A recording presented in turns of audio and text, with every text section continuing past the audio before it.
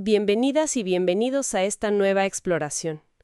Hoy nos vamos a meter de lleno en algo súper importante en la ciencia, las secciones de resultados y discusión, que a veces como que se mezclan o no queda tan claro para qué es cada una.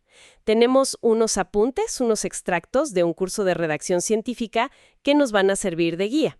Exacto. La idea es, ver cómo se presentan los datos, lo que se encontró, digamos, en crudo, y luego, lo más interesante quizá, cómo se interpreta todo eso. ¿Qué significa, no? Pasar del qué al por qué o al ¿y entonces qué? Justo ahí está el meollo del asunto. Son, como dices, dos partes clave, pero con funciones bien distintas. Y es crucial mantenerlas separadas, como señalan estos materiales, ¿eh? Los resultados te dicen qué se encontró, de forma objetiva, directa, como una foto.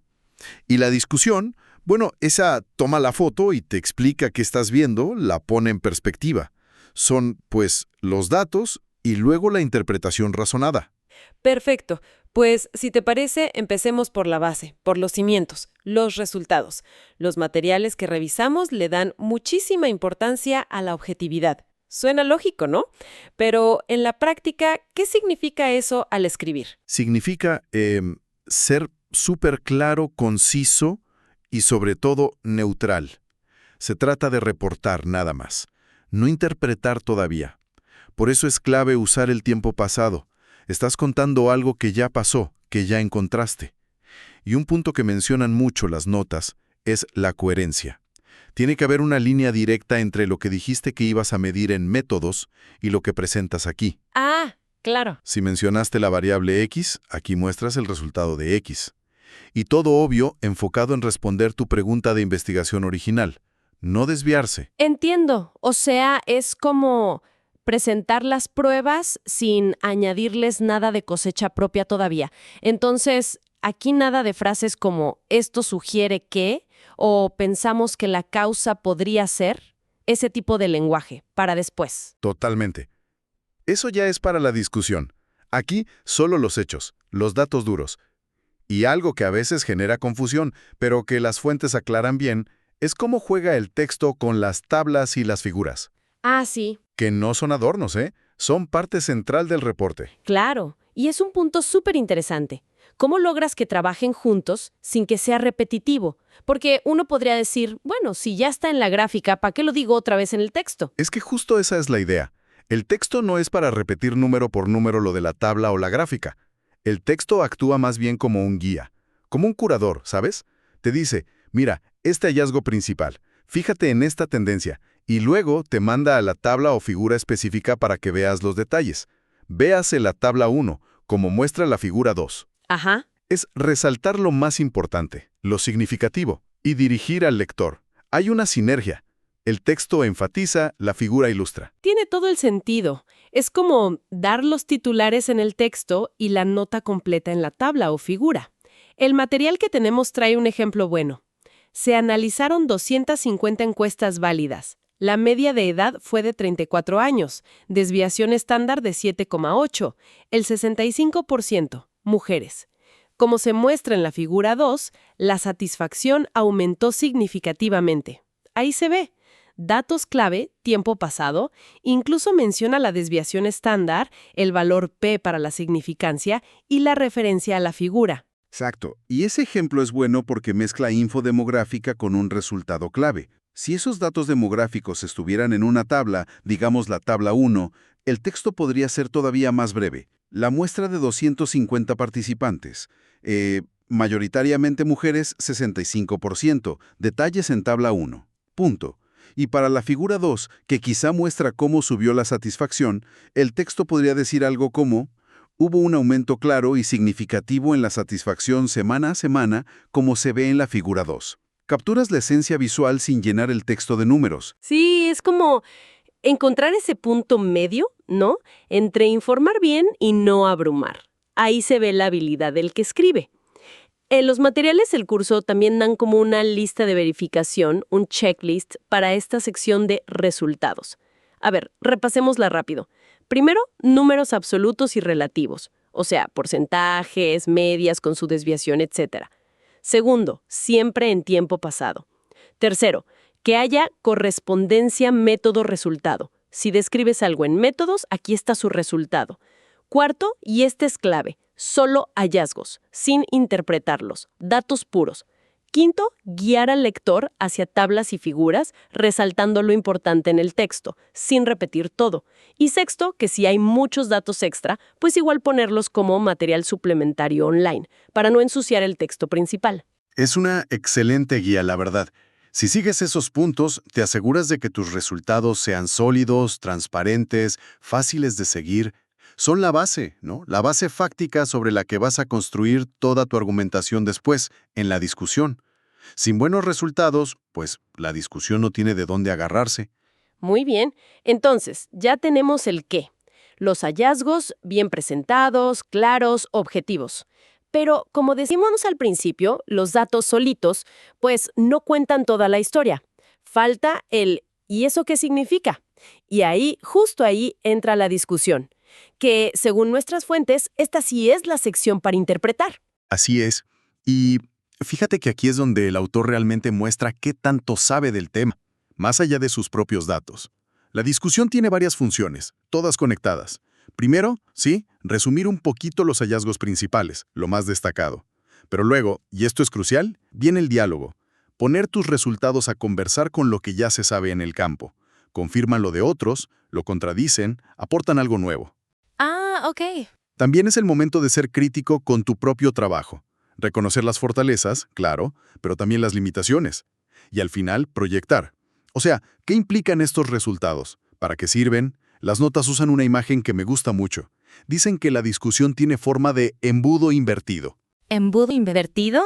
A ver, eso suena curioso. ¿Cómo es eso? Pues mira, un embudo normal va de lo ancho a lo estrecho, ¿no? Para concentrar algo.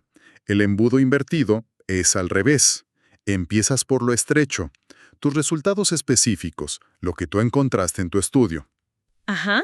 Y a partir de ahí te vas abriendo.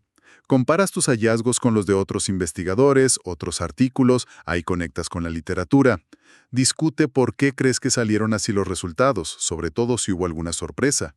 Reflexiona sobre qué hiciste bien, fortalezas, y qué pudo haber afectado tus resultados, limitaciones. Y terminas en la parte más ancha, las implicaciones más generales, que aporta tu estudio al campo, que se podría hacer ahora. Vas de tu estudio particular a lo general del área. Qué buena metáfora. La verdad sí ayuda a visualizar cómo debe fluir la sección. Empezar contigo y terminar con el panorama general. De hecho, los materiales que tenemos proponen una estructura que siga esa lógica del embudo invertido. Sería algo así. 1. Un resumen breve de los hallazgos clave, pero sin repetir numeritos. 2. Luego comparar sistemáticamente con otros estudios importantes, ver qué coincide y qué no. 3. Mencionar y tratar de explicar si hubo hallazgos inesperados. 4. Evaluar de forma balanceada las fortalezas y las limitaciones del estudio. 5. Discutir las implicaciones, ya sean prácticas o teóricas. 6. Y cerrar con una conclusión clara, el mensaje principal. Exacto. Ese es un buen esqueleto. Te ayuda a no perderte. Y puedes empezar justo poniendo tus resultados en contexto, como en el ejemplo que dan. Nuestro estudio encontró que la técnica X reduce significativamente el tiempo de recuperación. Este hallazgo va en línea con lo que reportaron Smith y colaboradores. Pero ojo, nuestro resultado sobre la variable Z es diferente a lo de Brown. Y quizás se deba a, ¿ves? Inmediatamente conecta lo propio con lo ajeno. Sí, se ve claro. Y en esa estructura me llama la atención el punto 3, lo de los hallazgos inesperados. Uno pensaría, quizá ingenuamente, que si algo salió raro o no como esperabas, pues mejor ni lo mencionas mucho, ¿no? ¿Por qué es importante destacarlo? Uy, al contrario, es importantísimo, porque la ciencia no solo avanza confirmando lo que ya creíamos saber. A veces avanza más rápido justo cuando algo no cuadra. Mencionar explícitamente algo inesperado, decir, oye, contrario a lo que pensábamos, observamos esto, es un signo de honestidad científica. Claro. Demuestra que estás reportando lo que viste, no lo que querías ver. Ocultar datos que no te gustan, pues eso no es ciencia. Y además, muchas veces esos resultados inesperados son los más interesantes, los que abren nuevas preguntas, nuevos caminos. Tienes razón. Es un punto clave sobre la integridad en la ciencia. Ahora, el punto 4, fortalezas y limitaciones. Hablar de las fortalezas, pues suena bien, ¿no? Pero reconocer las limitaciones, ¿no es como darse un balazo en el pie? No le quita peso a tus conclusiones. Fíjate que no, o al menos no debería si se hace bien. Fortalece la credibilidad, de hecho. Porque seamos honestos, ningún estudio es perfecto. Siempre hay algo. La muestra podría ser más grande, el seguimiento más largo, quizá hubo un sesgo que no pudiste controlar del todo. Sí, siempre hay peros. Exacto. Entonces, reconocer esas limitaciones abiertamente, junto con las fortalezas, un buen diseño, un método nuevo, demuestra que los investigadores entienden el alcance real de su trabajo. Es como decirle al lector, mira, esto es lo que encontramos, y somos conscientes de que estas conclusiones son válidas hasta aquí, bajo estas condiciones. Eso da mucha más confianza que pretender que todo fue perfecto. Es ser realista. Entendido. No es autoflagelarse, sino poner las cosas en su justa medida. Transparencia. Bueno, entonces ya resumimos, comparamos, explicamos sorpresas, evaluamos el estudio, nos acercamos al final del envido, a la parte ancha. Las implicaciones. Aquí es donde contestamos la pregunta de ¿y esto para qué sirve? ¿Cierto? Exactamente. Aquí es donde dices cuál es tu contribución. ¿Qué cambia ahora que tenemos estos resultados? ¿Hay que ajustar alguna teoría? ¿Se propone una nueva forma de hacer algo en la práctica, en la clínica, en la educación, donde sea? ¿Qué nuevas preguntas surgen? Por ejemplo, estos hallazgos sugieren que si incorporamos la técnica X en los protocolos actuales, podríamos mejorar los resultados para estos pacientes. O también, lo que observamos en Z nos hace preguntarnos sobre el mecanismo W, así que valdría la pena investigar más por ahí. Es el valor agregado de tu investigación. Y ya para cerrar la discusión, la conclusión final. Las notas que tenemos aquí son muy claras en lo que no hay que hacer. Advierten que nada de meter resultados nuevos a última hora, que no exageres las conclusiones más allá de lo que tus datos realmente soportan, y que evites la típica frase de «se necesita más investigación» si no dices específicamente qué y por qué. Totalmente de acuerdo. Esa frase de «se necesita más investigación sola» es como de relleno, ¿no? Pues claro que se necesita. La ciencia nunca acaba. Si lo vas a decir, tienes que ser específico. Pero la conclusión final de la discusión debe ser breve, contundente. Un resumen del mensaje principal derivado de todo lo que ya discutiste. Algo como, en conclusión, este estudio aporta evidencia sólida de que X funciona para Y y esto tiene implicaciones importantes para Z. Cortito, claro y bien fundamentado. Para que no se nos escape nada de esta sección, que es densa, los materiales también traen su checklist para la discusión. Sigue la forma de embudo invertido, de lo específico a lo general. Responde a la pregunta de investigación original, compara bien con estudios previos, evalúa fortalezas y limitaciones de forma crítica, discute implicaciones claras y realistas, no mete resultados nuevos, cierra con una conclusión fuerte y basada en la evidencia. Parece una muy buena hoja de ruta para no perderse. Bueno, pues haciendo un recuento de todo esto, creo que queda bastante claro que resultados y discusión son como dos hermanos con personalidades muy diferentes, pero que se necesitan el uno al otro, ¿no? Resultados nos da la foto objetiva, el qué encontramos, con sus datos, tablas, figuras.